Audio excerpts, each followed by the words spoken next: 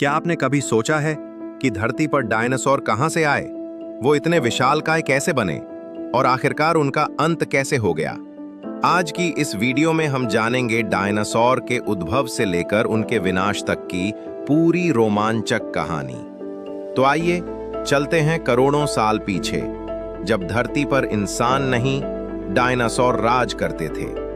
Dinosaur का जन्म आज से लगभग 23 करोड़ साल पहले हुआ था, जिसे हम ट्रायासिक पीरियड कहते हैं। ये वो समय था जब धरती का वातावरण गर्म और शुष्क था और महाद्वीप एक साथ मिलकर एक विशाल भूमि का निर्माण कर रहे थे, जिसे कहते हैं पैंजिया। इन्हीं गर्म इलाकों में कुछ छोटे छोटे सरीसृप रेप्टिल्स विकसित होने लगे। धीरे धीरे इन्होंने आकार और शक्ति में वृद्धि की और फिर बन गए डायनासोर। फिर आया जुरासिक काल, लगभग 20 करोड़ साल पहले। इस समय डायनासोर धरती पर सबसे ज्यादा फैले, कुछ शाकाहारी तो कुछ मांसाहारी। ब्रैकियोसॉरस, ट्राइसेराटॉप्स, स्टेगोसॉरस और सबसे खतरनाक टी-रेक्स जैसे प्रजातियां विकसित हुईं। डायनासोर पृथ्वी के लगभग हर कोने में मौजूद थे, जंगलों में, मैदानों में और यहां तक कि कुछ पानी में रहने वाले डायनासोर भी थे। उन्होंने लगभग 16 करोड़ सालों तक धरती पर राज किया।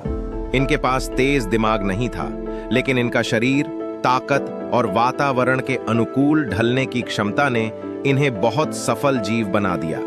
कुछ डायनासोर 2 पैरों पर चलते थे, कुछ 4 पैरों पर और कुछ उड़ने में भी सक्षम थे, जैसे टेरोडैक्टाइल।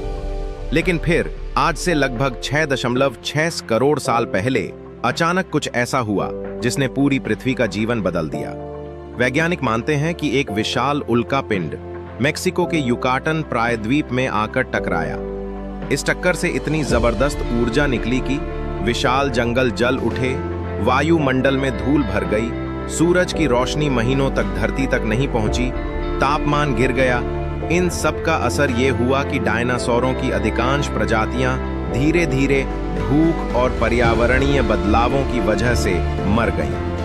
लेकिन क्या आप जानते हैं कि डायनासोर बहुत पूरी तरह खत्म नहीं हुए? विज्ञान कहता है कि कुछ छोटे डायनासोर जो उड़ने की क्षमता रखते थे, उन्होंने खुद को बदलकर आज के पक्षियों का रूप ले लिया। जी हाँ,